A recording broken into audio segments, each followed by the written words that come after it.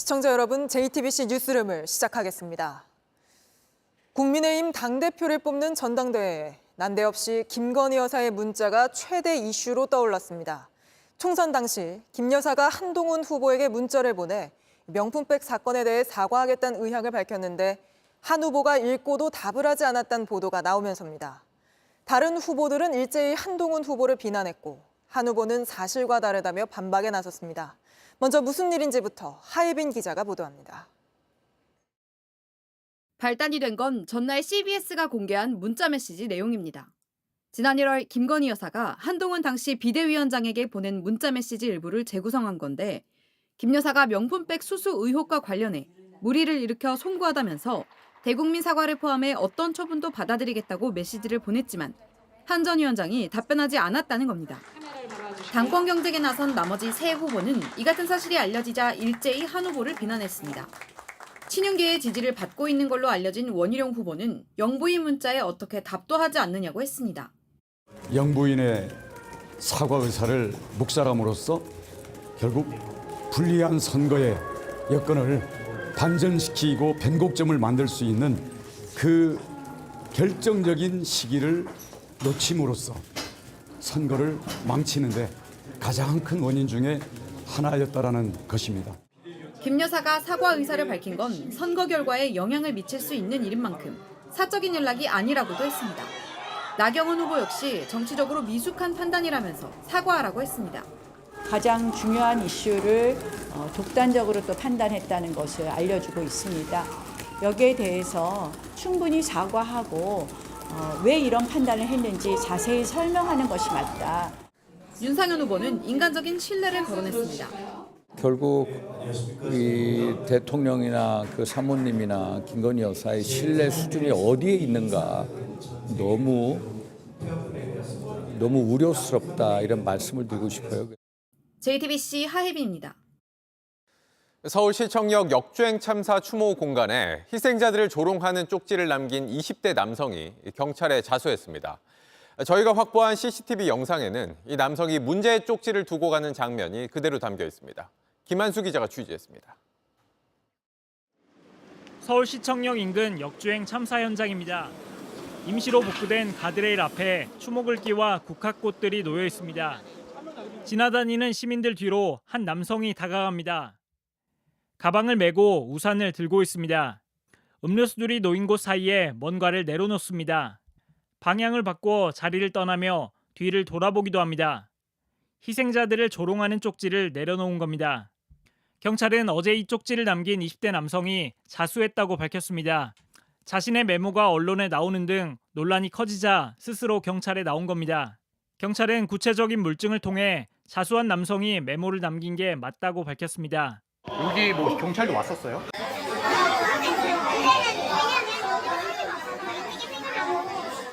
경찰은 사자 명예훼손 혐의로 남성을 입건해 정확한 범행 동기를 조사하고 있습니다. 또 현장에서 발견된 또 다른 조롱성 메모들을 모아 모욕죄에 해당하는지 검토하고 있습니다. 온라인 커뮤니티에 올라온 모욕성 게시글 3건에 대해서도 내사를 벌이고 있습니다. 한편 경찰은 호텔 엘리베이터와 주차장 CCTV 영상 등을 분석한 결과 가해 운전자 차모 씨 부부가 부부싸움을 한 정황은 전혀 나오지 않았다고 밝혔습니다. JTBC 김한수입니다. 대통령실을 용산으로 옮기는 데 쓴 예산이 점점 불어나 지금까지 확인된 것만 639억 원인 걸로 나타났습니다. 앞서 윤석열 대통령은 이전 비용으로 496억 원이 들 거라고 했었는데 이를 훌쩍 넘어선 겁니다. 구혜진 기자입니다. 정부의 지난해 예비비 사용 총괄 명세서입니다. 이 중 대통령실 이전으로 인한 경호 보안 시스템 강화를 명목으로 86억 6,600만 원의 예비비를 추가로 배정받았습니다. 윤석열 대통령은 당선자였던 2022년 3월 대통령 집무실을 용산으로 이전하는데 총 496억 원이 든다고 밝힌 바 있습니다. 이에 따라 예비비 496억 800만 원이 배정됐는데 같은 해 대통령실을 경호하는 경찰 경호부대 이전에 또 예비비 56억 8천여만 원을 배정했고 이번에 드러난 86억 6,600만 원까지 합치면 지금까지 용산 대통령실 이전에 사용한 비용은 639억으로 늘어났습니다. 다만 지난해 편성된 예비비 86억여 원 중 24억여 원만 실제로 사용되고 7억여 원을 불용하고 남은 54억 8,500만 원은 올해로 이월된 상태입니다. 지난해 세수가 부족해서 정부 예산 집행이 굉장히 어려운 상황이었습니다. 그럼에도 불구하고 대통령실 이전에는 예비비까지 사용하면서 많은 새로운 예산들이 추가됐습니다.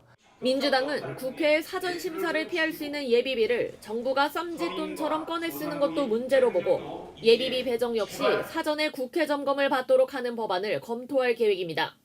JTBC 구혜진입니다. 의료 공백 사태가 넉 달 넘게 이어지자 참다 못한 환자와 가족들이 어제 거리로 나왔습니다.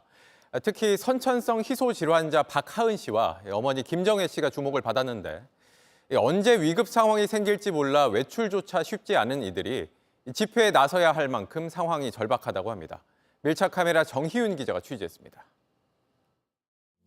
서울 갈 준비하는 엄마 김정혜 씨는 분주합니다. 병원 말곤 외출할 일이 아예 없다는, 아니 그간 용기도 못 냈다는 엄마와 딸. 가장 신경 써서 준비한 건 딸 하은 씨가 먹을 부드러운 음식입니다. 그럼 이게 오늘 다 하은 씨 먹을 것들만 이렇게 챙겨 예, 가신 혹시나 거예요? 몰라서 이제 이것저것 조금씩.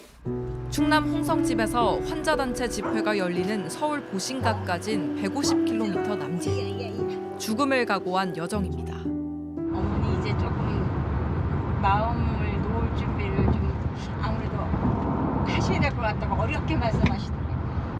우리 하은이를 좀 보여드리고 나면 저 엄마가 저럴만 했구나. 에?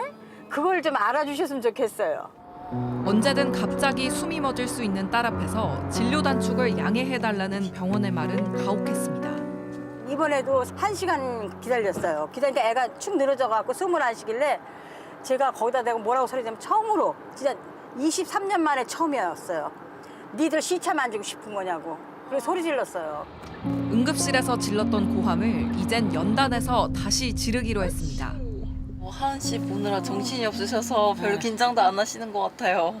아니 걱정돼요. 다른 분들이 하고 싶은 얘기를 대변을 잘해줘야 되는데. 3시간 만에 집회장에 도착했습니다.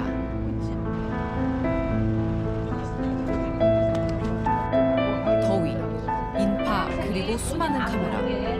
정혜 씨는 얼른 딸을 품에 안습니다. 살려고 나왔죠. 더위에 지친 하은 씨는 도착한 지 5분 만에 시원한 차에 피해 있기로 합니다. 엄마 정혜 씨가 연단에 오릅니다. 하은이는 앞으로도 의사 선생님들의 도움이 절실하게 필요합니다. 장기간 파업으로 내 딸이 치료도 못 받고 저와 이별할까봐 오늘이 내일이 오는 것이 두렵고 무서웠습니다. 네, 하은이 어머님 감사합니다. 고생 많으셨어요. 오늘 하고 싶은 말 다 하셨어요? 조금 후련한데 빨리 해결돼야죠. 좀 더 자리 안 있고 그냥 가시려고요? 아니 이거 하은이 보고. 딸이 잘 있는 걸 보고서야 숨을 고르는 정혜 씨. 가슴 아프죠. 이런 자리가 없어야죠. 무대 위 7분 동안 투쟁가였던 정혜 씨는 다시 의정 갈등의 피해자로 하은이 엄마로 돌아왔습니다. 서울에 온 지 1시간도 안 됐지만 딸의 상태를 생각해 얼른 돌아가야 합니다. 어휴 착해. 어휴 착해. 하은 씨가 어머니랑 이렇게 떨어져 있을 때가 있나요? 별로 없어요. 제 인생도 얘랑 똑같이 방콕. 엄마가 바라는 건 딱 하나입니다.